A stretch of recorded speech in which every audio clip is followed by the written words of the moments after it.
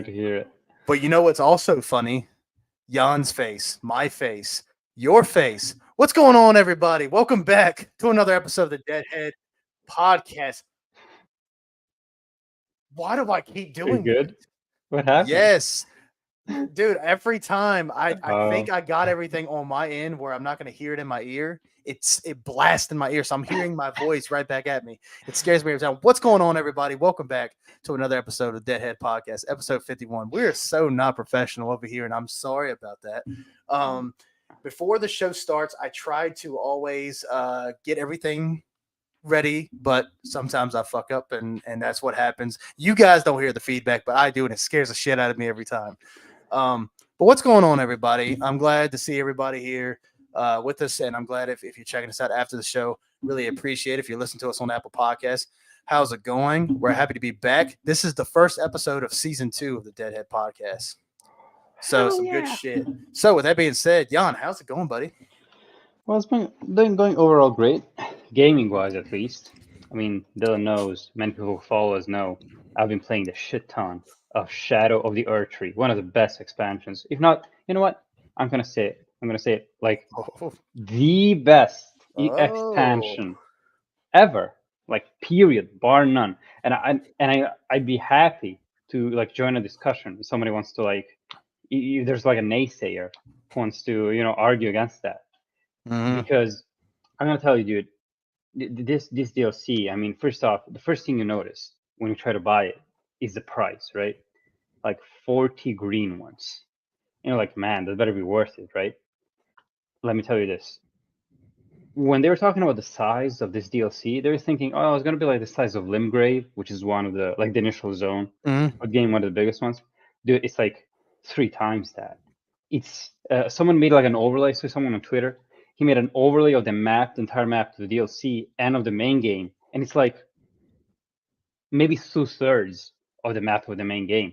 This map is huge, and being Elden Ring, right? Not being some Ubisoft game, it is filled to the brim with little details, with activities, with hidden NPCs, little hidden areas which you find out they transport you into bigger, huge areas with a very important NPC, with a tough as nails boss, and everything. All of this has the classic From Software mark of quality.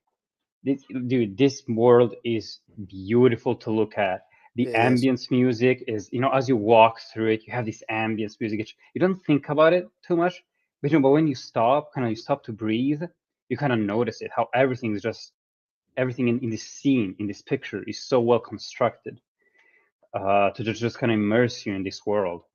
And the lore implications, the lore revelations, which I'm not going to get into, right, for obvious reasons, but that are revealed in this DLC, it's significant. It's also significant, and it's also boggling. It's not just it's a bit confirming some theories that a lot of fans already thought of, and some things are just like what, are you kidding?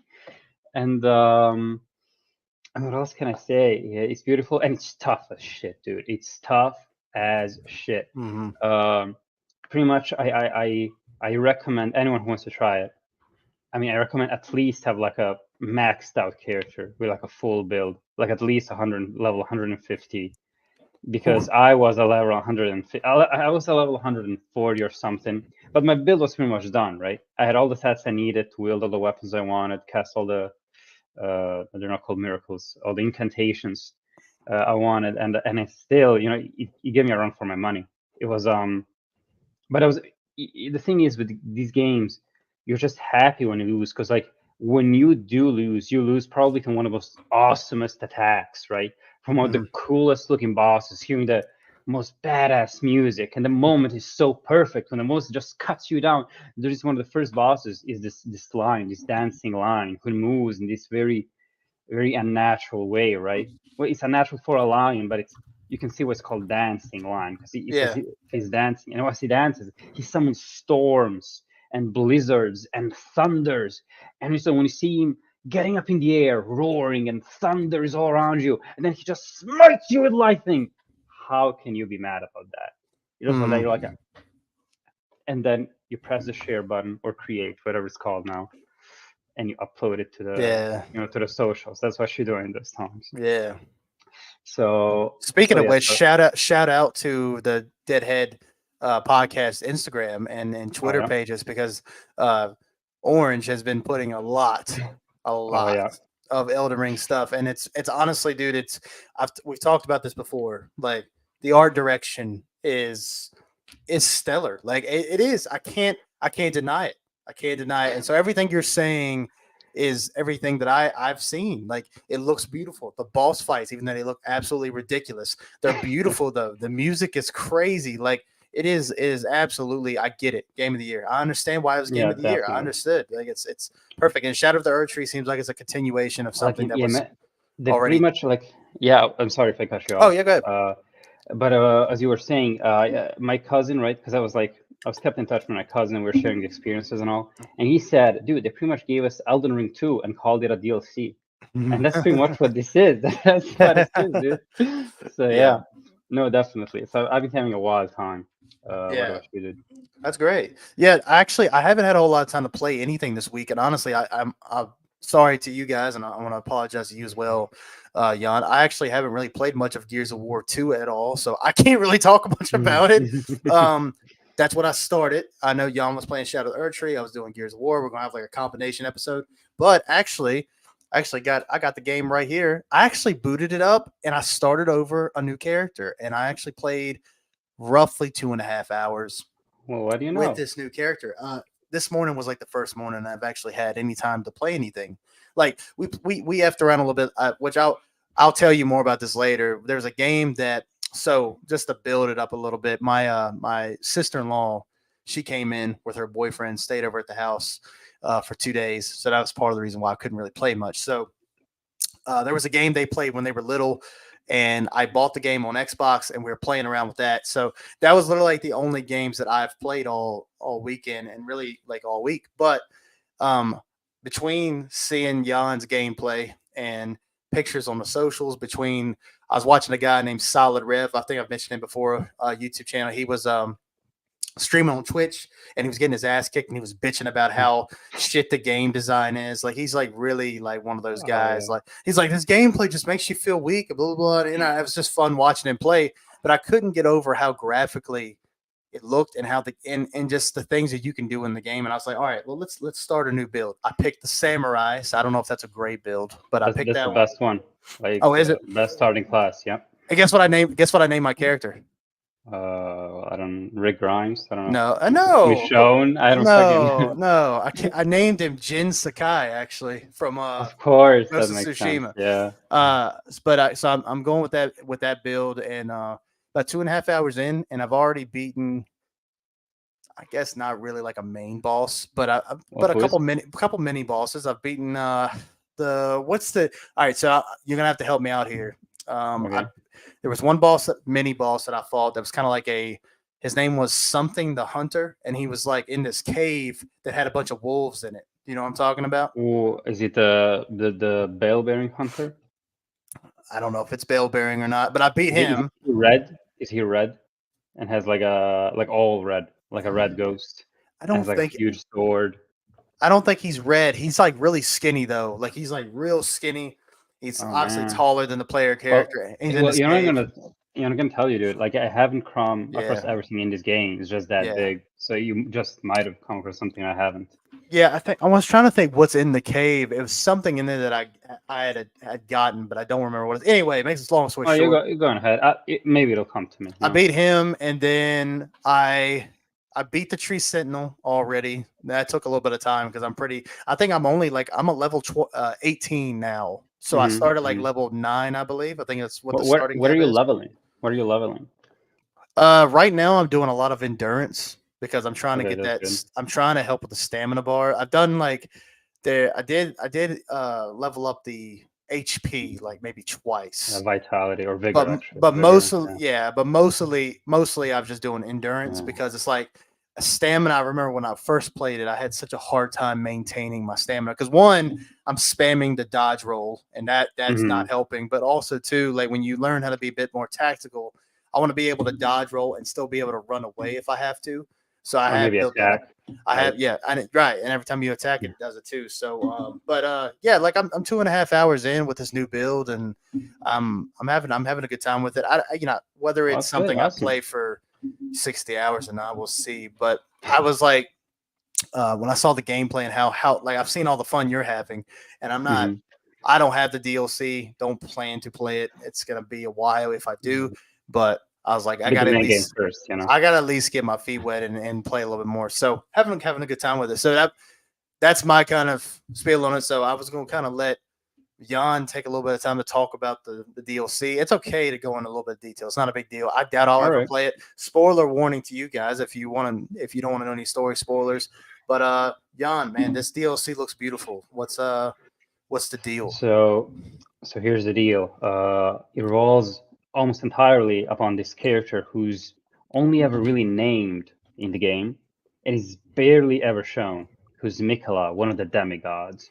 These demigods, they are pretty much central to the entire plot of the game.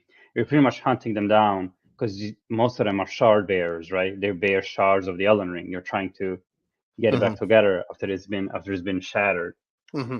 And so, and each one of them has its own story, right? You get into the area where you're supposed to fight them. The area in itself, right, has the remains of whatever happened there, right? It might have been a war, might have been an assault, might have been a whatever, right? Like the ruins of an academy of where magic was used to be studied, whatever it is, right? And Mikola is sorely missing, even though you do. There is like a post-game area, which is Mikola's Haligtree. That is his tree, right? Which was supposed to rival the Erd tree. Many people, even though the Erd tree is revered in the lands between, a lot of the characters you meet are kind of not really, they don't really fuck with it. They're feeling a lot of doubts, and there's no, I'm not too caught up with the lore in this specific from what concerns this, but I think that Marika, the main goddess, right, of the land, even she might have not been that, by the end she might have not really, felt very. She wasn't fucking with the Earth Tree and the Golden Order for which it stands. She did shatter the Elden Ring. It was her who did that. Mm-hmm. So. But anyways, I digress. What's important is Mikola. You do find in the main game an area, find his Helic tree, everything you know about him. You learn about it there, most of it at least. Once you get to the bottom of it, though, to the end of the area, you don't find him. You find his twin sister, which is Malenia. You might have heard of her, right? Yeah, The hardest boss ever, right? yeah. Malenia, Blade of Mikola. And even she is kind of not looking for him, but she's waiting for him. One of the first things she says, she wakes up, right, and feels like she's been sleeping forever, and she goes, "I've dreamt for so long, waiting for him." So not even she knows where he is. We, the players, do find out eventually where he is. He has been kidnapped allegedly by Mulg, Lord of Blood, and that's where you have to go to. Excuse me. That's where you have to go to access the DLC. You have to go to Mog's to his mausoleum, defeat him, and find this cocoon from which like a really skinny hand is coming out, supposedly Mikola's, and you have to touch it. That's how you get into DLC. You also have to beat like another boss. I'm not gonna get too deep into it. So you touch it, and you get transported into the realm of shadows, which is this realm that is closely connected to the dead. To death in general. We later found out it's a discarded realm. And Marika, the goddess of the lands between, she is actually native from the land of shadows, and she kind of discarded this place for reasons that I'm not going to get into. There's a lot of history to unearth here. And one of the main characters another main character that we see a lot in the trailers is Mesmer the Impaler. You see this guy with a huge spear and snakes coiling around his torso, and which is very significant because snakes are a symbol of blasphemy in the world of Elden Ring. So him being full of snakes is very significant. And but going back to Mikola, we get a lot of revelations about him. We all the NPCs, the friendly NPCs that we find, are actually followers of Mikla. They go like, so if you're here, you must also have heard the call of Mikla the Kind, right? And there's another guy that goes, that's from these lands. They go, oh man, you're tarnished, right? I'm not really into you guys. The things your Golden Order, your America did to us is, I'll never forgive it. But if you also hear the call of Mikla, if you're all another follower, then I'll put our differences aside and I'll help you. It just kind of gives you an idea of how devoted Mikla's followers are. And there's like a big twist. So here's the big spoiler. That's the only big spoiler I'm giving because it's so genius. All right. And that's that Mikla is his power. He's always described as this very meek. He's not a fighter, right? That's why his twin sister fights for him, right? She's his blade, and he has ambitions of of overthrowing Queen America and becoming a god and creating what he calls a kinder world, right? But you find out that this vision of him it's very twisted. His idea of love and kindness is more of a subjugation, and we figure out that most of his followers, right, these people you come across, they're kind of more bewitched than actually convinced to follow his cause. There's a point in the game where his spell shatters. It's actually really weird. You enter a certain area and you hear the sound of shattering glass, and you see a bunch of like golden shards falling from the sky. And at that moment, you don't really understand what happened. But then you go back, you talk to these people, and they go like, "Oh man, something changed, something missing." Like you could feel their ambition waning. Well, some more than others, right? And so that's the big one, right? You also figure out that we at first all thought that Moog kidnapped Mikla for God knows what reason, right? You have a bunch of memes about Moog wanted that boy pussy, right? That fanboy boy pussy and all that. But we actually found out that he was actually kind of being he also got bewitched by Mikla, and Mikla wanted him to take him there because he told Moog that if he helps Mikla become a god, that Moog will become his consort and Elden Lord. So it was Mikla's doing all along. This is the big twist, right? And you figure out that not only that, but Mikla is also kind of an asshole because he was lying to him. He never intended to become Moog's consort. He wanted to become Radahn's consort. Well, he wanted Radahn to become his consort. Radahn is another character that you also have to kill to enter the DLC. And at first, it doesn't make sense. Why would you have to kill him? It's like they are in some way affiliated, right? They're like step siblings, but because they're all demigods. But you don't really see the connection. And then you realize that apparently like an old promise was made, a promise that that is actually referenced a lot, right? And the promise between Mikla and Radahn, and you figure out right when you fight the final boss who is Radahn who came back to life through Moog's body. That's why Mikla wanted Moog, because he wanted to resuscitate Radahn in Moog. And so that's why Radahn has to be dead, because in order to resuscitate him, he needs to die. The reason why he has to die, you never met Radahn, but when you fight him, he's pretty much a shell of his former self. He is driven mad by the scarlet rot of Mikla's sister Malenia. And now you figure out also why Malenia did that to him. There was also like a big question: why did Malenia and Radahn ever clash? If Malenia is a blade of Mikla and Mikla is this big envoy of peace or whatever, right? Actually Mikla's and Radahn's duel is something that is seen in the very first announcement trailer, one of the very first things we see. And after God knows how many years, that was like 2019, after God knows how many years, now we know the context of that battle. They won, right? And so when you fight him in the main game, Radahn is driven mad with Scarlet Rot, and of course he's not used to Mikla that way, right? So you gotta kill him, kill Moog, and his body, Moog's body gets absconded with, as one of the characters says, right? And it gets taken, and it's used as a vessel for Radahn.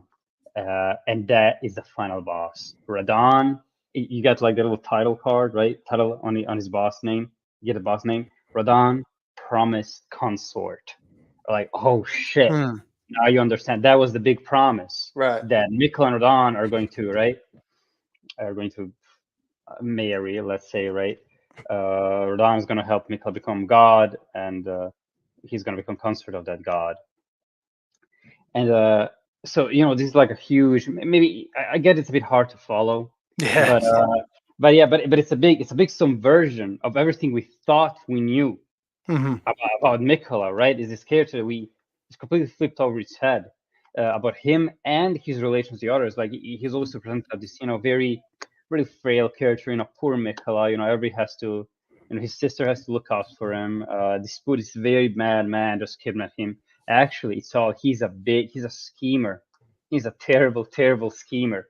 And even though he's not the final boss, he's symbolically the final boss because Radahn is really there's really no like grounds to prove this, but it's pretty much understood, I think, that Radahn he's not doing this like he's doing this against his will. Mhm. Because again, we say Mikkel is a bewitcher, right? So there's no again a lot of the theories. I see a lot of theories that go, Radahn probably did like at some point when Mikkel was little, he did say, how like siblings go, oh man, I'm gonna wake up, I'm gonna marry you, bro, or whatever, right? Right. It's very Japanese more so, and then they go like, "Oh man, just children being silly, yeah, sure, whatever," right? Because really, they're just looking up to their older siblings. But it seems that maybe Radahn didn't understand how literally Mikkola was Right. claim, Right. and I gotta tell you, dude, that final boss that I already told you about it, privately, but that final boss is, and I might get some flack for saying this, but I do think that is bullshit. I looked up gameplay of it, dude. When Mhm. after you told me about it, I was like, Right. man, I'll be out. This is before I started my new playthrough, so I was like, when I saw that, I was like, I am never playing this game, fucking ever. It looks awesome. It looks cool. Oh Never yeah. gonna Well, happen. No. that area, like the whole arena. Did you see it? It looks Yeah, man. dude, it's so wild. But That's great. Yeah, but yeah, it's dude, it's so mm, impressive.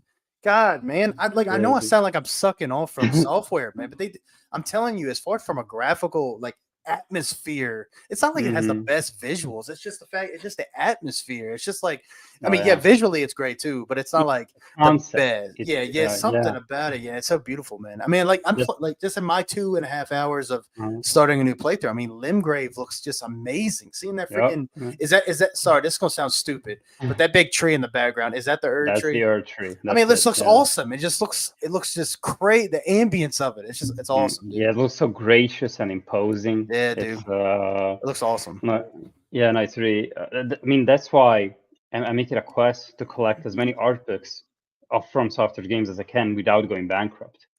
I've actually, just a few days after our last show, I actually got myself an Elden Ring art book. The one we came with a collector's edition. I didn't get the full collector's edition because, but I did find an eBay listing for the art book, and I'm super happy with it. That's awesome. Yeah, but so yeah, going back to the final boss, Yeah.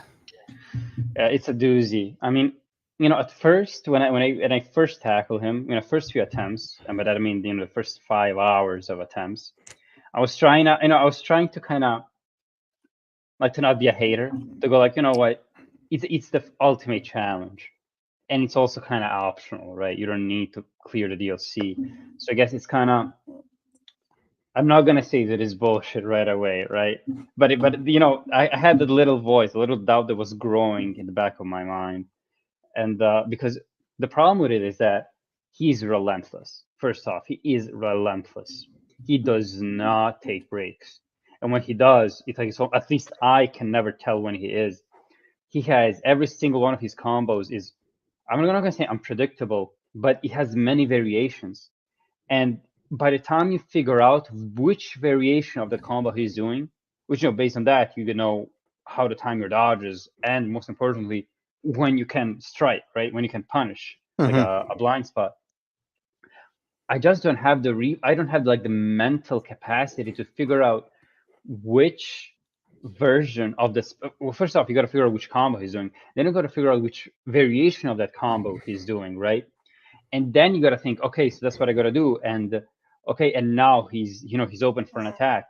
Dude, it's just so much, like the mental fortitude, because it's a lot of stress, and also the mental flexibility you need for that is insane. It's actually insane.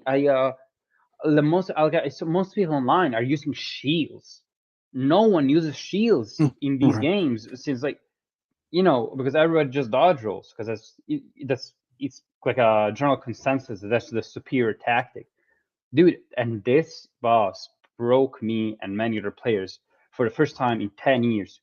10 years, dude, of playing From Software games. We are picking up shields. We are upgrading shields because we don't know what the hell to do. Oh, hey, well, while we're on that, Yeah. sorry, I mean, I know you're rolling, so I don't want to stop you. So, but I have to before I forget. So, go ahead. you mentioned shields, and I've actually seen this same thing. So, like the general Souls player, because like I'm currently using a shield. Now, I got this is a two-parter. So the first thing is not a lot of Souls players use shields. Is that kind of like the general thing? Okay, that's first. Right, yeah. Okay, got you. So the second thing is I tried to look it up online because I could not figure it out in the controls, and maybe I missed it. I was trying to change it to where I could hold my because I'm the samurai class, so I have the katana sword.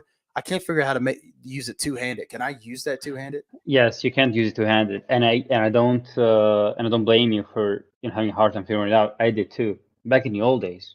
In older games, all I had to do is press triangle, and you would go from one hand to two-handing the weapon you have in your it doesn't work like that in this one, I don't think, right? What you gotta do? No, it doesn't. What you gotta do is hold triangle, or whatever. I guess Y on like an Xbox controller. You gotta hold that button. And then you gotta press, as you're holding it, you gotta press right, like the right directional button, if you want to two-hand the weapon in your right hand, or press left if you want to two-hand the weapon in your left hand. Yeah, it's hard to figure out, but once you do, it's okay. It becomes second nature. Because I was reading online that it was like hold triangle and hold sorry, what's it? If you're playing on PlayStation, there's R1 or 2. Yeah, R1, yeah, L1 or R1. Yeah, that's it. I don't know why I was drawing a blank there. And I was trying that, and I could not switch to two-handed, so I kept using the shield. But I found that the shield was helping me, so I was like, all right, maybe I should just keep using the shield for a little while. Well, I'm gonna tell you, for a beginner, the shield is not bad. Because, as you said, you're pretty much rolling frantically. That's what we call stress rolling, right? Panic rolling, I'm sorry. Because, you only should roll once you play the game for a bit. You figure out a bit the timing of the enemy's attacks. Because I think a roll is kind of a risky dodge, because you have the chance of completely negating all damage, right? Because you have invincibility frames. But if you get caught, you get hit like full on. You take the full hit. As a shield, you're always protected, right? Right. So no shame in using a shield. I'm saying once you kind of how do you say it? You get some experience. When you feel confident enough to leave the shield, it's kind of like training wheels. Yeah, that's like it's like training wheels. So no shame in using it. And this game actually, I think From Software has really tried with this game to make us use shields again. It tried to make shields relevant again, like even for higher level play.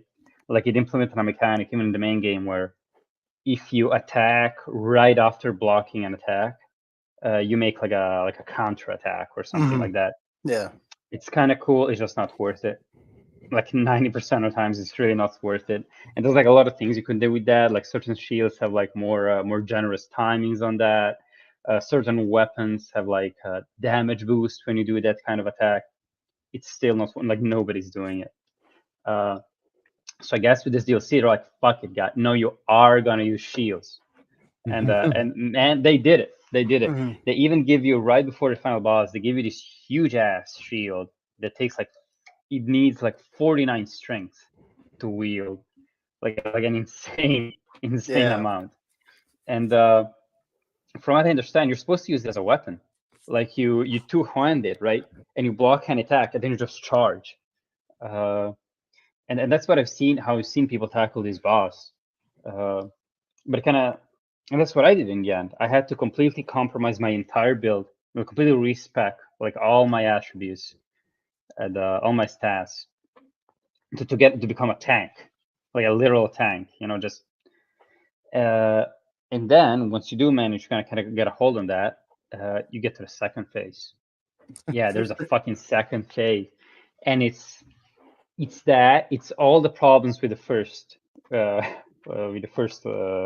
phase, except now there's like rings and beams of light after each one of his attacks that deal like they have like an area of effect. So even if you like sneak up behind him, like even if you dodge, you're gonna get hit by the beam of light or the circle of light, or even if even if you're like you have a shield that has a lot of physical resistance, you're still gonna get hit because it's holy damage.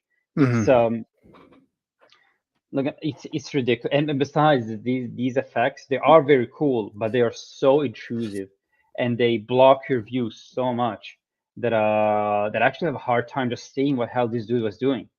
I didn't like it's so frantic, and the music, although awesome, just gets you, it gets you so stressed, gets so funny, it goes and like all the shit is going around. This guy's like roaring, like these beams are also making all kind of noise, go and then you hear a character screams because he's getting hit from all over. It goes and it's just this cacophony of madness. And before you know it, you're fucking dead. You sounded like Christopher Walken right there. Have you heard of Christopher Walken? It's a madness.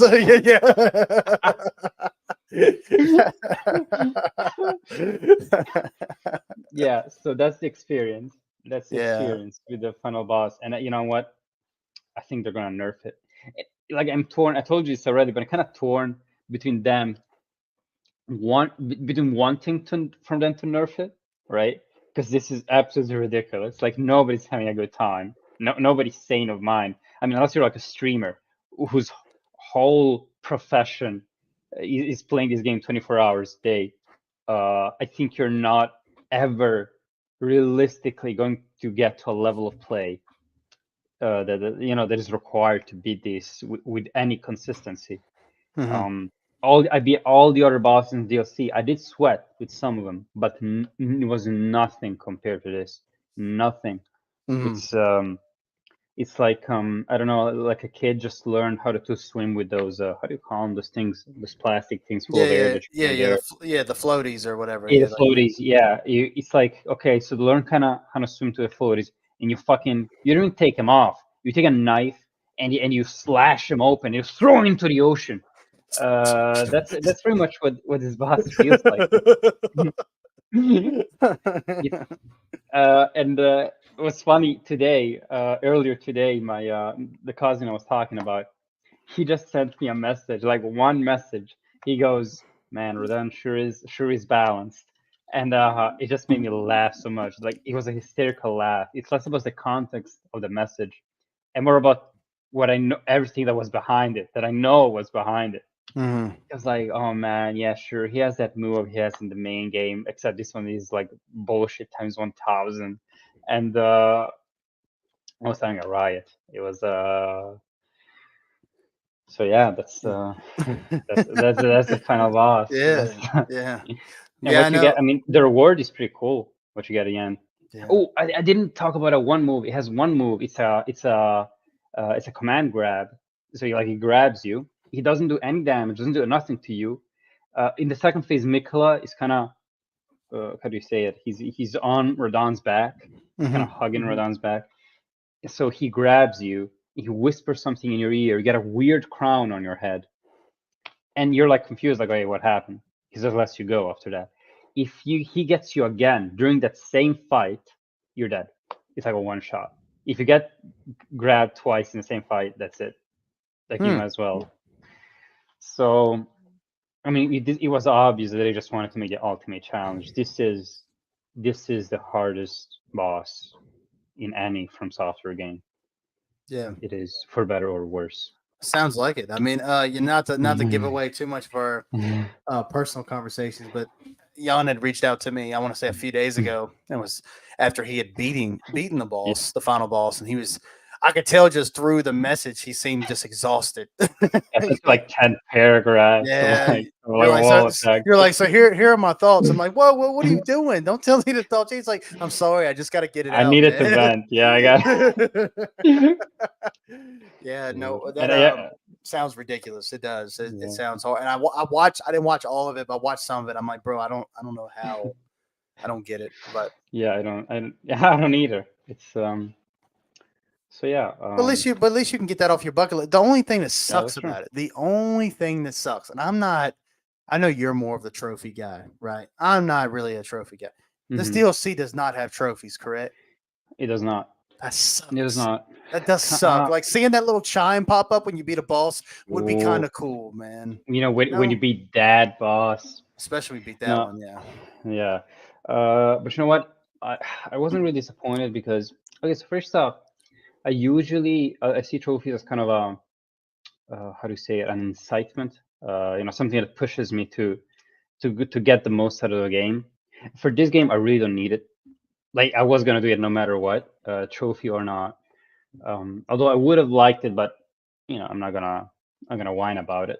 Uh, but From Software usually doesn't do trophy lists for DLCs. The only time they ever did that was for Bloodborne, and everybody speculates that it's since the PlayStation exclusive, Sony probably had a hand on that. Hmm. Yeah, they never have Yeah. trophy list for DLC, so nobody was surprised. It came Yeah. to no one's surprise. I got you. You know, something that I think I've mentioned this before about because as you guys know who are new here, I'm not much of a Souls player. Elden Ring's really the only really the first game that I've really put a serious amount of time into. When I say serious, I mean like an actual like enough. Like altogether I've put over 20 hours. I'm probably now a little over that now, and the only thing I will say is that I think Elden Ring is kind of spoiling me in a way, and the reason why I say that is because it's hard as shit. There's no doubt about it. But what's great about this game is if something is beating my ass, I can go the opposite direction and not see that bastard for a while. And I hate running away. I can't stand it. But I can go the opposite direction and I can play for hours at another side of the map and be leveling up, getting better, and come back, mop his ass when I see him later. And I think that that's one of the things that not to say you can't do that in Souls or Demon Souls or Bloodborne, but I To a don't much know if it, lesser extent. I don't know if it has that level of, okay, you're an asshole. I'll see you in 5 hours. You go do what you got to do, and you come back, and you're like, all right, now let's play a little bit now. I don't know if it has that same level. I'm sure Well, you can power level and get to that point, like in Souls, if you sit here and just grind. But Elden Ring kind of has a bit more of a natural way about it. Does that make sense? You know what I'm saying? It's no, more of no. a progressive, natural way of leveling. Well, no, yeah, no, definitely. Elden Ring is you kind of it is a lot of the Elden Ring's bosses are very difficult. Had a hard time, even though as an experienced Souls player when the first time I played through it. But what you're saying is true. If you find something that if you hit like a brick wall, you can just go away and go back once you feel more confident. I mean, other games are kind of like that. I mean, let's be real. Every Souls game except Dark Souls 1 are like very linear. I mean, I guess if you do like, there's only 4 paths you can take. Maybe Dark Souls is a bit more modification, but usually it's like that. You get one path, you hit a dead end, usually gets like a main quest item, and then you go the other path, and doing all that opens the final area. That's usually how it goes. Dark Souls 1 was the only one who had like it wasn't open world, but it has something I liked even more, like a very cool interconnected map design.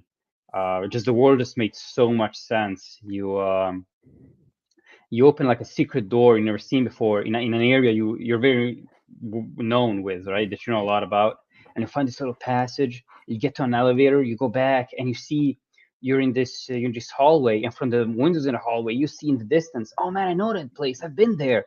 So you kind of in your head is all the way these places are connected, right? Kind of starts making sense. So as you walk in the hallway, you're like, oh shit, this place must lead to that one place, the like third place I also know about, and it does. and I think the only reason why that game to really push that with the first game, not with the other ones, is because in the first game you cannot fast travel. You got to go everywhere on foot. From Dark Souls 2 onwards, fast travel is unlocked from the very beginning, and it really hurts it. I think it very hurts the level design. Of course, Elden Ring has fast travel from the beginning, but it's an open world game, so it makes much more sense. As you said, like the entire design philosophy is different, and Elden Ring does wonders with its world as well. It's less about figure out how it all connects, and more about just exploring this huge place. It's much more huge than you can think. It's not only huge in the sense of landmass. You can take like these ancient magical lifts. They take you down, down, down. You go down these lifts for like much longer than you would ever expect. You like go back in the depths of the earth. You go so far deep in the earth that you find these ancient eternal cities that are enlightened, like they have natural light coming from, I'm guessing, stones, right? Because you are in a huge cave, right? And you just the wonder of amazement of finding these places. That is the uniqueness of Elden Ring. And that's why I think Elden Ring and Dark Souls 1 are not on the same level.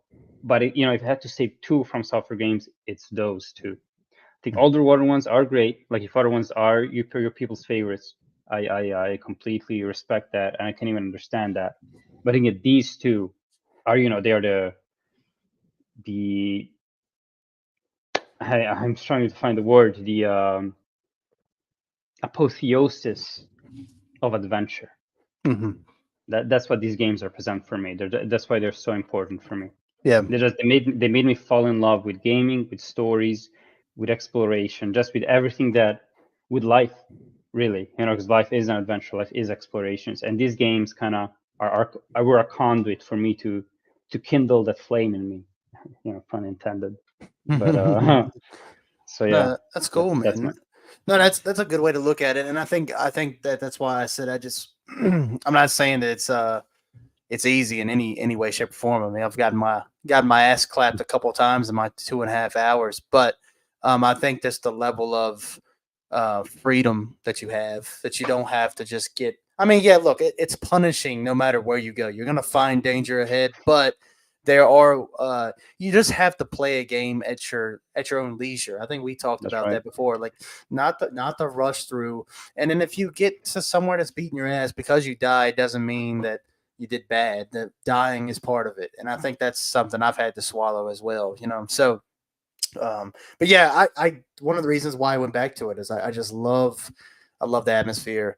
The gameplay is tight when it works. I kind of thought for a while, I thought Souls gameplay was a bit slow. And I still feel that way to a certain extent, but I also think that I haven't got it in the weapons that I want either. And I know that as we get forward, I get more abilities. Like I think I just got my first. Are they called Art of Wars? Is that what it is? Ashes of War. Ashes of War. That's it. I did just get my first one. I believe it's something stomp. It's some kind of special stomp. And it's a stomp. Yeah, I did. I went to that little area. It's like a little village type area that has a bunch of soldiers there, and there's one guy with the trumpet where if he gets alerted, he'll blow the trumpet, and you'll have like there's 50. many like those. Yeah. So, but the one at the very beginning before you fight Margit for, so I went there and I got that one, and then I was exploring for a while before I got there. And then I kind of stopped because the show was almost showtime. So I took a 30-minute break to get everything ready and stuff. But yeah, it's fantastic. It really is. Like even if I don't see it through, even if I stop playing, because it's very likely I could. I want to try to get through all the Gears of War because I was having a blast with that, especially since the announcement at the Xbox Showcase. I wanted to play through all of them, and they're a blast, and they're always going to be sitting there. So I will definitely continue my playthrough of Gears 2, but I definitely think I'm gonna put a little bit more time in the Elden Ring. We'll see. I mean, if I start getting clapped to the point where I'm getting aggravated, I might stop. But I think at the same time, you can go at your own leisure. I can turn around and I can go anywhere the hell I want to, and I think that's awesome. It's great. It's great. Not even replayability. It just keeps you going. Even when you're getting your ass kicked, you can go another direction and get your ass kicked another way. So yeah, it's the world to explore, right? Or pain. Yeah, but speaking of replayability, no, I mean the game does also have like a lot of builds. different ashes of war. I just had different weapons, all of that junk. You might have different strategies for bosses you defeat in a certain way in your past playthrough. Maybe for this one you have like a different strategy. It's very fun, and that's why I'm torn with the final boss of the DLC. I think that it's so strict, it's so unforgiving that I don't think there's like too many strategies you got. Like there's one, maybe like a few, like 2 or 3 winning strategies, and you have to like there's no fucking up. You're like very, very strict with them, and if you don't execute them perfectly, you're dead.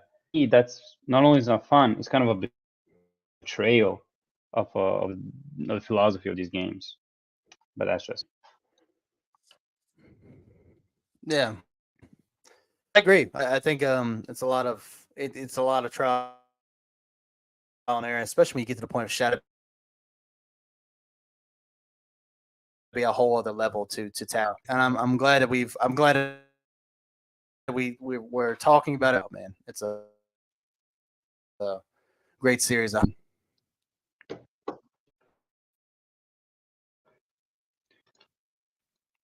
Did I lose? Oh no, I might have lost him. I think my connection is kind of bad. I'll try to. Wait. I'm on the case. Yeah, I'm getting I'm kind of Okay, go ahead. My bad, guys. I think we're having a little bit of connection wired in, so I should be okay.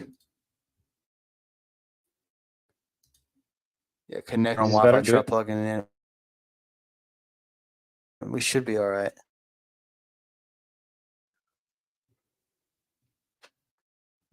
Oh, are we? I mean, you're kind of frozen for me. Can you see me now? Are we good? Can you hear me? Yeah, I can see you now. I can hear you. Can you hear me? You're pixelated. I can't.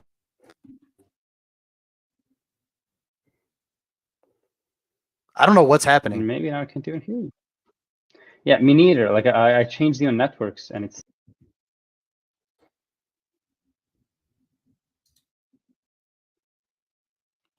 How about now? Okay. The image is still bad though. Oh man. How about now? It might be on your end. Could it be on your end? I mean, I don't think so. Can you hear me? Okay. Well, it might have fixed itself.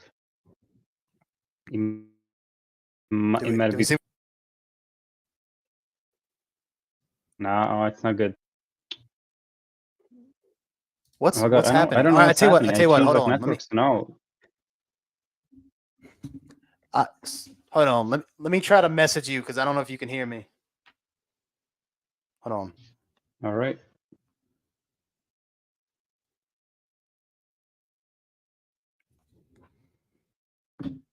Can you hear me now?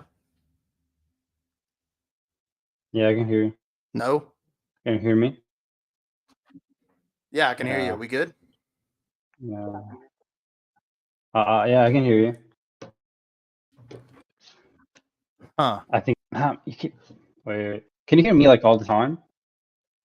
Yeah, I can hear you all the time. I mean, for the most part, broken, but yes, I can't. I can hear you for the most part. Well, I'm here too, so I guess we're gonna try to keep rolling like that. Yeah, I don't know what's going on here. It's saying connection is unstable, but I'm hardwired. To me, saying connection is fairly good. So okay. There's that. All right, can you hear me? Okay. Yeah, I can hear you. Okay. I mean, like the image stops here and there, but we might be good now. Might have been know some turbulence. Right. I don't know. I don't know what happened because I don't know what happened because I'm hardwired. I mean, maybe my connection's going. I don't know. Never.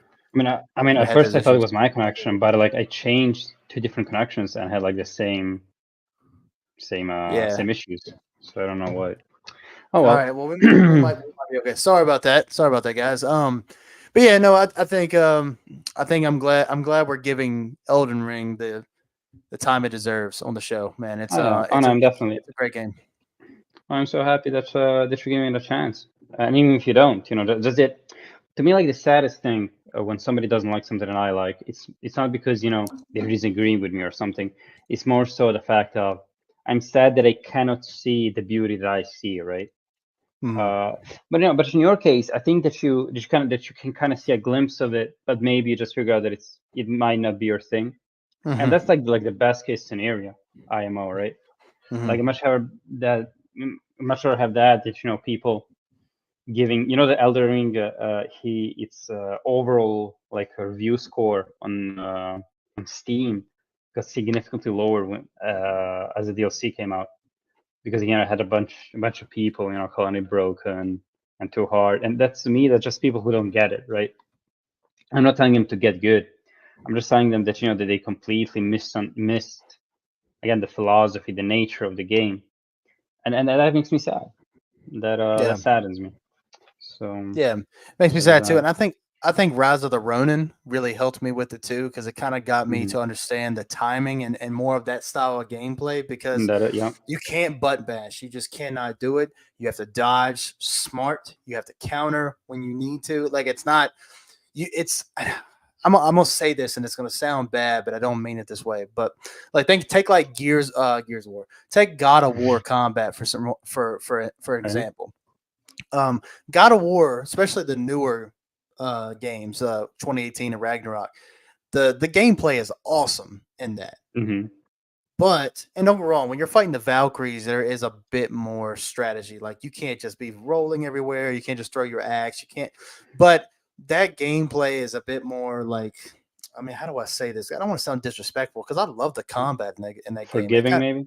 Yeah, maybe forgiving. Like you can Mhm. dodge a bit more and you're probably okay. You know what I mean? You Mhm. can you can do one more swing of your axe and Yeah, you probably can be be all right. reckless. Yeah. But in Elden Ring, you kind of have to time how many times you hit that attack button because Mm. like for me, that was one thing that I was screwing up on in the first like 30 to 45 minutes of my playthrough of my new playthrough of Elden Ring was like I was hitting the attack button. It's like I'm hitting it like 5 or 6 times. And I'm like, my guy just keeps swinging. It's like, bro, calm down.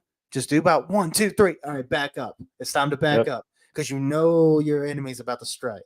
And that's something I've had to do better on because you get so used to combat that's again, it's not bad. And here's the thing, like God of War Ragnarok in 2018 can be pretty hard too. Like Oh yeah. no doubt Oh yeah. about it. But it is a bit more, yeah, like you said. I think you said it best, forgiving because the Elden Ring is not like you do too many attacks. That's it. I mean, you can die pretty quickly from that. So, um, but yeah. So here's the only thing I'll say, and I wanted to ask your opinion on it was.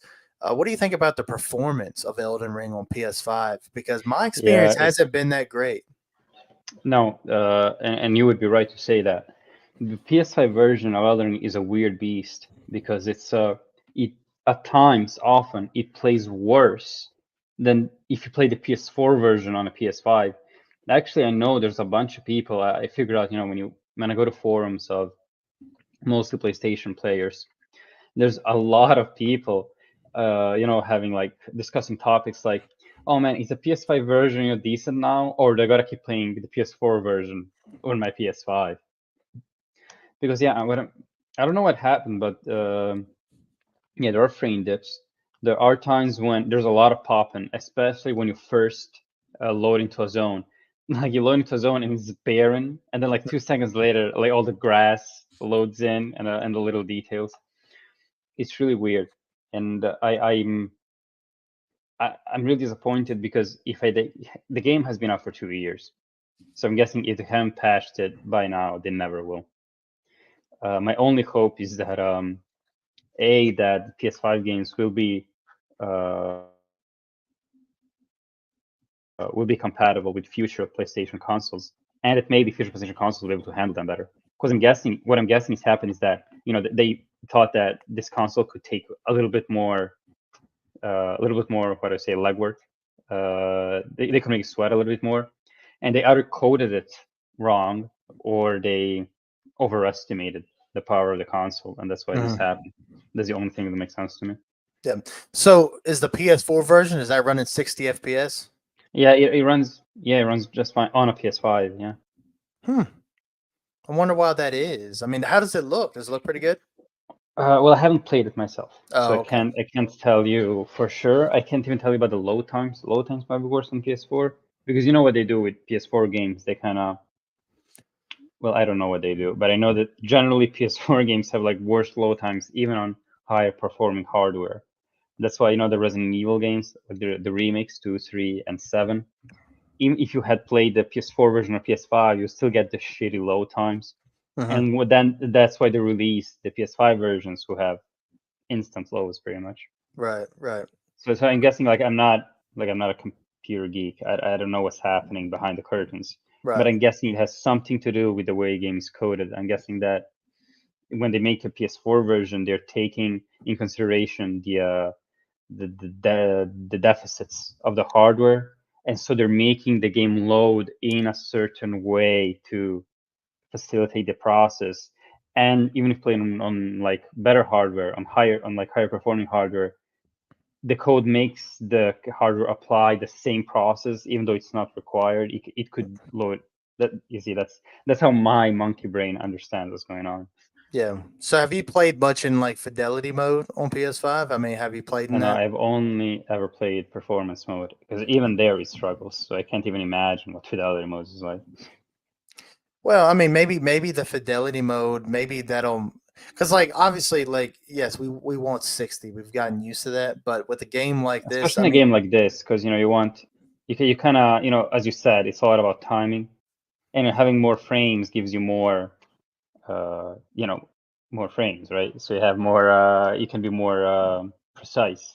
Yeah, but with your moves. if it's more consistent in fidelity, though, that might be more of what we might want, right? Like, I look at the end of the Right. day, like 30 FPS is kind of jarring to me, especially now. Like we've gotten so used to it, and then when you got like, and then with Elden Ring's performance mode, even though yes, it runs 60 a good bit of the time or close, it Yeah. still dips like quite a bit. And I mean, in times that Especially in open areas, yeah, especially in that, and I mean it drops sometimes in areas that I wouldn't think it would drop that much. Like all kinds like interiors, I didn't think it would drop that much. But I was in that same cave I was telling you about. It had a bunch of wolves in it, and the guy in there, he was like he beat my ass the first time I went in there, and then I went and fought him again, and I brought my summons with me. I summoned the pack of 3 wolves. I know you. Oh, yeah, the ashes. Yeah. Yeah, I used ashes, yes, and I went in there and I mean I dogged him. I mean he didn't even, and I don't care, man. People are like, oh, don't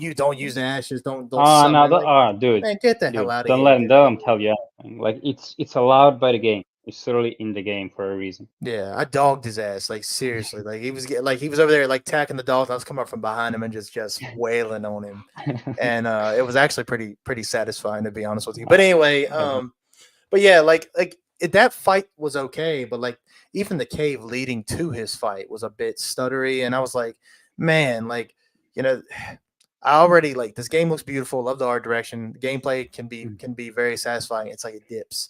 It's kind of the same issue I was having with Final Fantasy VII Rebirth. Like like it's ran pretty smooth, but it looks so bad in performance mode. It did not look that good, and I don't know if it's gotten better. I don't know if it's gotten better since, but yeah, they did clean it up. Yeah. Okay. Yeah, I don't know, but yeah. So, but I was just curious to see what you thought.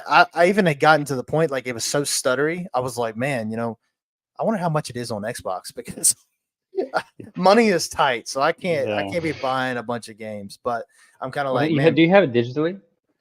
No, no, I got that. Nah, yeah, right. You just kept talking about downloading it, and like I thought.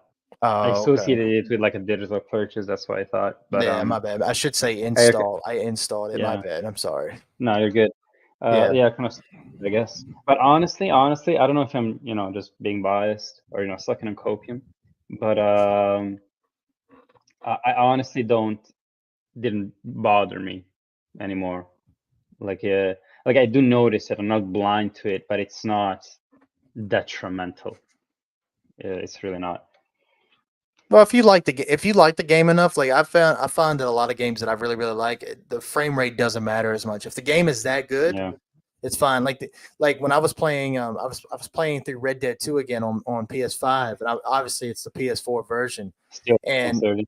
yeah, it's like it's 30 FPS, and it struggles sometimes, and the visuals don't look as clean as I would like. I was still having a blast because I enjoyed the game. Now I have it on Xbox as well. I think I bought it in like a sale for like $15 a while back ago.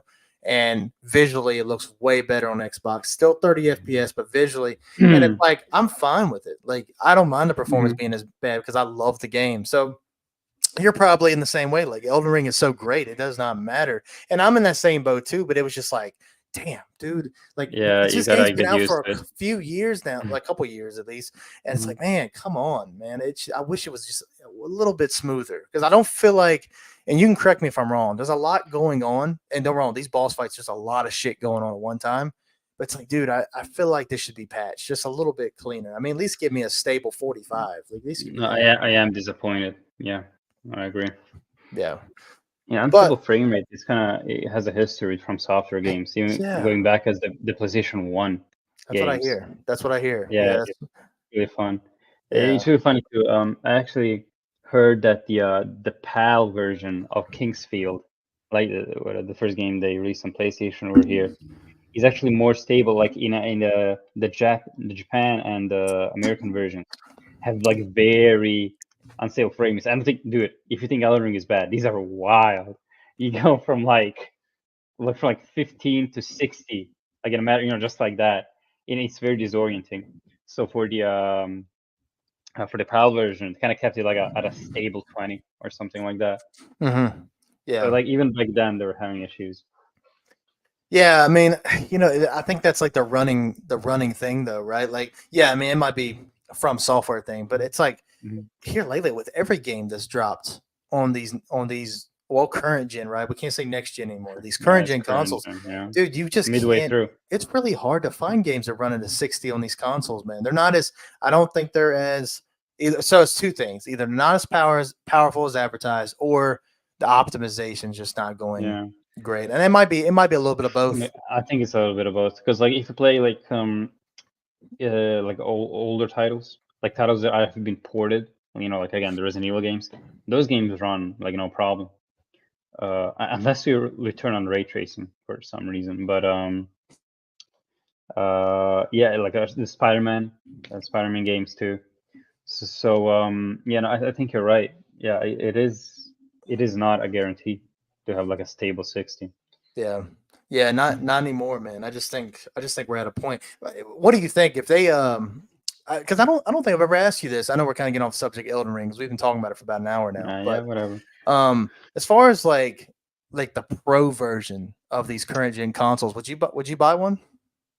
If you could anyway. I know money's tight, so I'm just Well, curious. I mean, well, what does if you could mean? Like, because Well, here's how I see it. It's an investment, right? Like it's a new mhm, console. And it is more powerful than one I have. But the reason why I buy consoles, like buying consoles, we talked about this before. Buying consoles and buying like PC or PC parts is a very different mindset, right? You buy a console so you can play games on it, right? You think of which games it can play, right? mhm, When you buy a PC, you're thinking about the performance, right? Because the PC has like a very large library thanks to Steam, Epic Games, all that jazz. So the question is, am I gonna make an investment solely based on performance? Because at that point, I I think if it's that important for me, if performance is that important for me, that I'm going to like spend upwards of $500, I might as well get into PC gaming, because it's not. I think if PC gaming is even more expensive than that, like definitely, like no questions, no doubts. But I feel like the only way, and I thought about this when they announced the PS4 Pro too. The only way I'm buying that is if my PS4 breaks down and I need a new one. And I'm saying the same thing here. If PS5 breaks down and I need a new one, of course I'm going to buy the Pro. Even if I can find the standard model for cheaper, I'll still buy the Pro. But only if I need to buy a new console. If I right. don't, I mean, I'll stick with this one for like what, 3, 4 more years, and then we get PlayStation 6 probably. So I really cannot justify that purchase.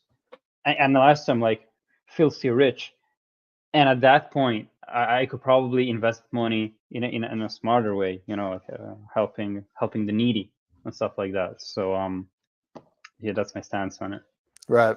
Okay. So I get what you're saying. So if you're just looking at it from a performance standpoint, you wouldn't No, invest in a PS5 Pro. because even I remember watching like PS4 Pro like comparisons, and I remember not being that impressed. Like, it is better, but it's not like a $500 worthy upgrade. And I think that a PS5 Pro is going to be the same, if not worse, because I kept I kept tabs on the rumors, and it's not a rumor anymore from what I understood. It's pretty much official. They just haven't announced it. And I heard like there were a lot of developers who were saying, yeah, I don't know what to do with this. They were saying that that there's no point in this, that they really don't know how to make use of that. So I think that they're going to be very irrelevant in the grand scheme of things. I get what I get you. I think I don't think I'd rush out to get one, but I think I probably would one because I can talk about it on here in the channel. So that's obviously that's. Well, that's good. Yeah, I can be my little guinea pig. Yeah. Yeah. I'm investing in it myself, but also for the channel and for the show. I think it'd be fun to just talk about. But two, it's like I don't know, like for me, so I don't think I'm ever going to be a PC guy. I have a PC. And matter of fact, when my sister-in-law and her boyfriend came over, I didn't know what was going to happen. I didn't know if maybe my wife was going to take and go hang out with them for a little while, and I was going to be here because I was like, all right. Or if they were going to go be watching a movie or something, and I didn't want to watch it, I was going to come back to my office because even though I had this PS5 box and shit over here, I'm actually trying to sell this one right now because I don't use it. But anyway, so all right, because you had two. I forgot about that. I had to. Well, see, I was gonna have one in here so I could stream off of it, and I did it like one time, and I just haven't had time since. So I was just gonna sell it because what's the point? But anyway, so anyway, if they were watching a movie or something down in the living room, I was gonna come back to the office, and I downloaded like a bunch of games from my Steam library and just downloaded them. I was like, you know what? I'm just gonna just check out the performance of each one of these games and just have some fun, just play some whatever. But at the end of the day, I'm not a PC player. I don't like the PC that much. I don't like the interface. I'm not a big fan. It's just it doesn't have that premium feel. It doesn't matter how much money I put into a PC. I do want a good PC one day. Like mine's not terrible, but it's average, probably below average. It's not anything crazy. Anything extensive, I can't play it. I'm surprised I can actually play Red Dead 2 on my PC at like I think it's at least 60 FPS, but it definitely dips. Yeah. But that's at low settings though. That game is there it is. Very, very demanding. If you have a great PC, it still performs very, very like it's still you're only going to get like 60. I doubt you're going to get anything higher than that. And I'm at low settings, and even then it dips to 45, which is still not bad. But anyway, that's besides the point. Not a PC gamer. I don't really like the PC that much. I will play games on the PC. I would like to play more games on the PC. But at the end of the day, I like the console experience. I love the console experience. Now, I am with you on the fact of like, yes, if you care about frame rates that much, you should just invest in a PC. Like, honestly. But to have that feeling, you're playing on console, you see that PS5 logo or the Xbox logo pop up, and you know that you can play anywhere between 60 to 120 FPS on any game that you've wanted to play for years. Just having that experience sitting right in front of my flat screen, like out in the living room, 65-inch TV, 4K. Like, yes. Oh, I can see people now. Like, if they watch us later, on PC you can hook it up to your TV. It's like, yeah, but it's not the same. It's not. No, it's so much work. It's also so much work. So much trash. Dude, it's like by that point I don't even want to play anymore. A console, I just turn it on. I just turn the con. Look, it's convenience. Okay, at the end of the day, console, just like the friggin' controller. Just turn on the controller, and the TV turns on by itself. The console turns on by itself. The convenience factor, man. And so, like, if they came out with a Pro for either one, if they came out with a PS5 Pro or Xbox, whatever, Series Z or whatever the hell they want to call it, I think I'll at least look into getting them. I just don't know when it would be, but I feel like I have to. I feel like I Mhm. want to. I feel like I have to. One, for to talk about it, but two, I love the console experience that much. If I can get guaranteed, but see, it's never going to be guaranteed though. Like even if they sit here and say and they advertise it to be, hey, you're going to get a locked 60 or you're going to get a locked 80 FPS. That's not going to be true. It's just you're not going to get that. And Mhm. so Yeah, I they don't kind know, of man. lost a bit of credibility. Yeah. I'm back and forth on it, but I think I'm leaning more towards I would like to upgrade. But yeah, I'm the same. You make a good point though. If you care about frame rate and performance that much, get you a PC. And I also understand that argument as well. So I was just curious to see if you would think about getting one just No, because. So I gotcha. yeah. So but yeah, I mean, yeah, like you say, I don't think it's been officially announced, but it's got to be coming. And when it Yeah, no, I mean, does, I heard. Yeah, yeah. What I were you gonna say? heard that. Go ahead. Yeah, I heard that it's. I mean, like when they talk about this, it's like it's a lot of very technical talk, and I'm just not talking like I'm not talking tech wise. I'm talking stuff like conferences and confidential files and leakers, and like all of this. It's like a whole different world that have nothing to do with that I'm not particularly interested in. They're showing like a bunch of buzzwords, and I kind of I try to get the juice of it, right? I try to understand what's the bottom line. And for what I understood, the bottom line is that it is not officially uh, confirmed, but there is so much evidence to a project like that existing that would be that it might as well have been confirmed. That's what I understood out of it. Well, I think another thing too, and I think again we've talked about this before, so we'll just brief. But like we're at a point now with the PS5, like even though the frames, the performance is not where we'd like it to be. I mean, you talked about a PlayStation 6 earlier. Like, what's the likelihood of us even getting that? Because the PS5, as far as like graphically, it's probably some of the best visuals we've seen.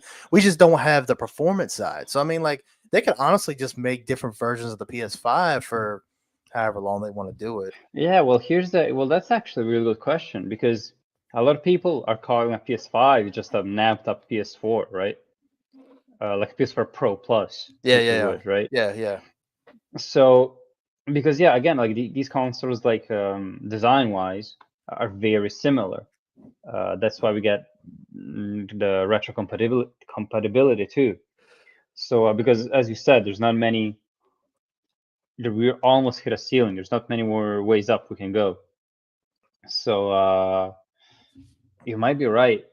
They might stop making PS5, but I think that's just more convenient for them. Just I think brand wise, it's not anymore. It's not gonna be the same. It's not gonna be the difference between a PS1 or two or PS2 or yeah. three, but they're still gonna be called PS6, 7, 8, whatever. Right. You know, it's gonna become just like an iPhone, right? They release a new one every year, who's it's just slightly better than the previous one. Only this one is 11, and that was 10, and then you also get like little spin-offs, like a little series like the iPhone 11, whatever Yeah, yeah, S. yeah, I don't know. I'm not into that, but I think it's gonna be just like that. I think yeah. that's where we're heading. Yeah, I think so. I think so too. It just sucks. 'Cause like you said, we'll never see that graphical leap ever again. Mhm. Games already look really good. I mean, look at it. It tells you all you need to know looking at the Death Stranding 2 trailer, right? Look at Death Stranding Oh, 2 and look how real. I dude. mean, look at Death Mhm. Stranding 1. What am I talking about? Look at those games and you tell me how much better can it get? It can't Yeah, get like much better. It can't, maybe a little bit more detailed, but I mean, yeah, but not much. yeah, I mean, and honestly, I think that at this point the amount of detail is kind of it became what's the word I'm looking for? It's not unnecessary. I'm not gonna say that, but I'm gonna say it's God, what's the word? It's like it's there's so much of it. Like you already hit a point where even if you get stack more on top of it, I'm not going to notice it most of the times. Maybe if I'm the kind of guy that does like screenshots, does they use photo mode a lot, then maybe I might notice it. But as I'm normally playing a game, I'm really not gonna notice how many follicles of hair are there on like what's her face, Aloy's chin. Like I'm really not like I don't know, even during like a cutscene. I'm really not gonna focus on that so much. Mhm. So it became, superfluous is the word I was looking for. It is superfluous at this point, I think. Yeah, yeah, Mhm. and I think too, like maybe that's why, and like games are not. There's a lot of games that are not really pushing that envelope as much and doing Yeah. more like Mhm. different design choices, and the worlds look a little bit different than like this photorealistic thing because it's like you've already hit that plateau, and it's Mhm. so much resources and it's so expensive. It's like what else can we really do that hasn't already been done already? I mean, you look at games like Pretty much. Horizon, you look at Horizon Forbidden West, right? I still think it's one of the greatest games as far as visually is concerned. Mhm. I talk about Red Dead 2 all the time. That game looks fantastic. GTA 6 is probably going to push the envelope. Elden Ring The has its own Last of Us. artistic style. The Last of Us. I mean, you got so many great games out there that have awesome. Death Stranding, we just mentioned that one. And I mean, you can keep going down the line of some great games. So, yeah, as far as like it getting any better than that, it's going to be details at this point, right? It's going to be details. And they are, as you said, superfluous because most of the times I'm not gonna notice them. Yeah. Uh, even if you don't talk about like follicles of hair, even if you talk about like fucking particle effects, like fantasy games like Final Fantasy love these particle effects, right? Mhm. Like you got to the point I think we got to that point like almost 10 years ago when there's so much of it, there's so much shit in the screen that they fill with this very complicated, very sophisticated animations for like magic attacks and whatnot, that putting any more, like stacking any more on top of it would actually be more of a hindrance, right? Because Mhm. you don't want it to be too detailed. You don't want it to take too much attention away from other things. Mhm. So, as I said, yeah, I mean, maybe it's a good thing though. Let's not be dull. Let's not be like bummed out about it. Maybe, as you said, maybe it will push people to get more creative, right? Engage in different art styles. Who knows? Mhm. We'll see. Like Elden Ring really is not that. It's not for realistic. Let's be real, right? I think even when the Demon Souls remake came out, which is not made by From Software, I remember the director Miyazaki of Elden Ring. He spoke out. He said, "Man, they kind of surpassed that in that because we're not going for that. Demon Souls Yeah. the remake is much more detailed than Elden Ring. Yeah. It is. So Yeah. Oh shoot. Yeah. I mean, that's another like. God, that yeah, game is so freaking beautiful to look at, but it's I can't. insane. I don't think I can do that one. Let's see how I do in Elden Ring, Yeah, and we'll kind of go. We'll see if yeah, we can go back to yeah. that one. Demon Souls is a bit. I think it's a bit more old school. So it's a bit more unforgiving in that sense, but it's a lot more simple. So I think you're getting a trade off in that game in that Yeah. sense. Yeah. No. Yeah. I think things that I would personally like to see as far as like detail goes, because I'm like you, like there's obviously going to be things that I'm not going to pay attention to, but things that I do pay attention to. I think any shooting game where you have guns in the game at all, when I shoot my target, I want to see them react to my shot. Oh I yeah. think I Hmm. love that. I think it's cool. And maybe it makes me sick, right? You blow a dude's leg off. I want to see him react to his leg getting blown off. Like in Last of Us Part 2, it's a perfect The Last of Us example. Part Two. Oh my god, dude. It's almost like scary realistic. It almost feels like you're actually doing something fucked up. It actually feels that way, but Yeah, like I kind of want that though. yeah, but these guys, the way these guys cry out in pain as you blow off their leg, it is scary. No, I agree. Yeah. But I do also agree that if they're pushing it, if they're going for that level of realism, right? Then they definitely should. It should go there, Yeah. Yeah. even if it makes us uncomfortable. Definitely. And that's what I'm worried about with. And I know we're jumping all over the place, but it's kind of like with the new Wolverine game, right?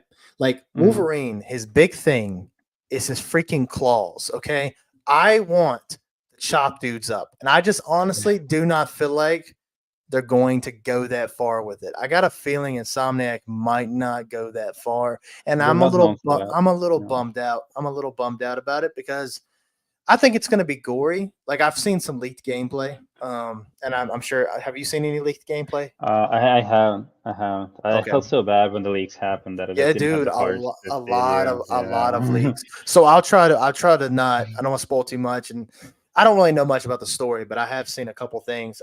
But I've seen the gameplay. While it looks interesting, it kind of again, it's unfinished, so we don't know, right? I think it's 2026 is when it drops, so we got a long time until then. Well, not a long time, but we got some time. It's decently long. Yeah. So I really hope we see some limbs being cut off. I want to be able to slash somebody big time. It's Wolverine, man. I want to see No, I some agree. real violence, and Yeah, I just he is don't know. violent. Yeah, he's ruthless. I agree. Yeah, right. Because I don't want to look like, because like me and the wife right now to get ready for Deadpool and Wolverine, which my babies do around that time when the movie drops. So I don't even know if I'm gonna be able to see it right away. But to get ready for Deadpool and Wolverine, we've been watching all the X-Men movies from the very first one all the way up until the new one, just to watch them all. And Yeah, no, I get it. Wolverine obviously is treated with a lot of respect in those movies, but the only thing is that when he's using his claws and he's in combat, there's no blood, there's nothing, and it's like I get it. It's PG-13. They had to keep it clean, but it's like it just doesn't work for Wolverine. Like for me it just doesn't work. You got these sharp adamantium claws that can cut through pretty much everything. I mean, the character is also like that, like personality-wise. He's very he has a very frantic way of fighting. Yeah. Frenzied is what I meant. It's kind of I remember crazy. It's reading. Yeah. Go ahead. Yeah. No, I just wanted to say is that I remember watching like you know how Marvel does a lot of like those crossovers even before the movies, and I was reading a Spider-Man comic that had Wolverine in it, and man, the violence that I was subjected to, that I saw in those comics, that really shocked me. I must have been like 10. These guys is straight off like chopping guys off like from the torso down. Yeah. I was really not expecting that. So no, and he's like that. He's remorseless.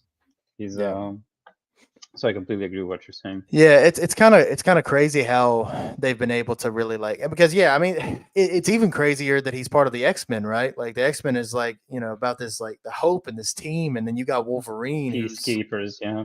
There's no way you can keep peace when you have adamantium claws. There's just not many ways to do it, but I really hope they go like, because honestly, if I could say anything bad about Ghost of Tsushima, I didn't feel like there was enough like limb chopping. Like there's like like when you turned on your what is it called, the ghost mode, where it's like black and white, and you could decapitate some people. But I wish you could do that a little bit more, because I'm fighting with a sword. I would like to see a little bit more. Like in Final Fantasy, you can get away with that. Elden Ring, you can kind of get away with that. But like some of these other games, so they're kind of going for a little bit more realistic. I know it's not completely spectacle. But it's more of a spectacle. I feel. I agree. Yeah. Neo, you know about Neo? Yeah. Neo is kind of like that. Limbs are just going all over the place in that game. Yeah. Although that reminds me that I think in the Japanese version, maybe all Asian versions, that was like heavily censored. Like you cannot do any damage of that sort in the game. So now I'm wondering, maybe developers are kind of not feeling like doing that because they know they're gonna have to make like a less violent version anyways for like certain regions. So I think that plays a role in it. I feel like. Yeah. What surprises me, because like you got Rise of the Ronin, right? That's Souls like, that kind of has that, but it has a decent it is Souls like, yeah, but it has a decent bit of dismemberment. That is also Neo. Yeah, that is also Neo. Like the same developer. What I meant. Yeah. So I wouldn't be surprised if that one is censored in Asia as well. Yeah, because there's quite a bit more. Because I was not expecting the level of gore that it has, and it's decent. It's not it's not nothing perfect, because it has that same kind of gameplay style. But and then you can go back to like Jedi Fallen Order and Jedi Survivor. I love those games with like. I absolutely adore those games. I really enjoy both of those. But man, it's like, dude, let me cut some stormtroopers in half, man. I'm fighting with a lightsaber. You can do it with like the creatures. You can do it with the creatures a little bit, but that's fine. Yeah, yeah. But anyway, you leave a scorch mark right here. Yeah, but you went right through them with a lightsaber. Yeah, dude. I don't know, and that could be. And again, maybe that's something we can talk about in a future episode. Age rating, dude. It's age rating. It's all that it is.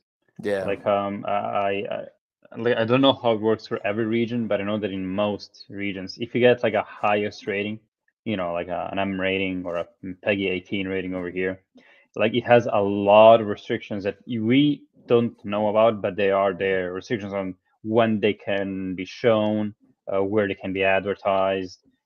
It's a lot, and I think that developers have to put that in consideration because they want to get paid for their work, and that is, and having a game being rated really highly is going to affect that. Unless your name is Naughty Dog, unless your name is a big or Rockstar, you can't. Most times you can get away with it. Yeah. No, that's right. And that'd be interesting to talk about too, maybe in a future episode. Like what makes a game mature rated? You know what I mean? Like, because I think there's so many different. Yeah, I think there's different ways to look at it, and it's interesting that you bring that up. Country to country is very different. I would love to talk about it. Actually, I have sometimes I have like two copies. Like we have like an American comedy and then a copy from over here, and I see that like the age ratings are like very different. Sometimes over here it's higher, the American one is higher, and I'm trying to understand what makes the age rating go up. Like what's the thing that makes people tick, right? Like the raters is what I mean, right? Yeah. So I don't know. I think just to wrap up that side of the conversation, I think maybe we're at a point, man. Some detail, and don't worry, we've gotten games like it. Like The Last of Us is probably a perfect representation of what we're talking about. Where I mean, it's a single player. It's pretty linear. There's places to explore, but it's pretty linear game. So they can kind of get away with a little bit more detail than let's say not that Elden Ring's not detailed. It's a beautiful game. Come on, we just talked about it for an hour. Game is beautiful. It doesn't have to have all the detail when it's that beautiful and that atmospheric of a game that Elden Ring is. But you can also look at games like a Naughty Dog experience, or I'm trying to think of like a kind of like Insomniac. Even though Insomniac has big open worlds too, but it is a bit more concise, and you can put a level of detail in it that some games couldn't. But I do think if you're shooting any kind of projectile, or even if you're swinging a sword, man, let me chop somebody up. That's why I'm kind of looking forward to like Phantom Blade. Phantom Blade looks really good. Oh, yep. It looks really good. It looks right up my alley. I like the gameplay. It looks visceral. It looks mature rated, and it's probably a day one buy for me if I can afford it. That is. Yeah, we'll see about that. When is it even coming out? Not this year, right? I don't think so. Let's see. Please let it be not that this year, please. Phantom, let it not be this year. Yeah, I probably wouldn't be able to play it either, to be honest with you. Let's see. Phantom Blade 0. Okay, I don't see it. Yes, I don't see it on my list. Okay. Yeah, to be confirmed. But anyway, we definitely dodged the bullet there. But we got some good games to talk about, and so the rest of this year should be interesting if we have enough time to play it. That is, because me and you got a lot of things going on. Especially you, I feel like you got a big one. Yeah, it's a lot. It's a lot. I mean, between possibly buying a house and then got the baby on the way, and then moving, and then work. It's a lot. So. But I get it. But yeah, but anyway, I think we're gonna end the show here, guys. Want to thank you guys for checking out another episode of the Deadhead Podcast, episode 51, episode 1 of season 2 of the Deadhead Podcast. We're really excited. Yeah, big premiere. Excited for the next now 49 episodes. We're really excited to get to episode 100. It's gonna be another 3 years time, but we're excited, dude. We got some potential things, a lot of things to talk about, and hopefully we can keep this train rolling. I know that me and Jan are busy, but I love doing this show. I need this, and I thank you guys for all the support. And with that being said, Jan, you got anything you want to say to the people before we dip for the week? Well, I mean, I would just like to reiterate what you just said, Dylan. We are excited. I am glad that I get to keep doing this with you for as long as for what it seems is to be the forthcoming future. And thank you, people, the watchers, who made this possible, right? So yeah, I'm a bit more serious this time, but I feel like it was, I feel like it was time, for Serious Jan to join the room. So thank you to all of you, including Dylan. Yeah, thank you guys. As always, just a little bit of housekeeping. Don't forget to follow us on all the socials. All of our socials should be linked in each respective bio of each social, as well as if you're already on the Deadhead 96 channel, consider leaving a like and subbing to the channel for more episodes in the future. Click the bell. It will also let you know when we go live.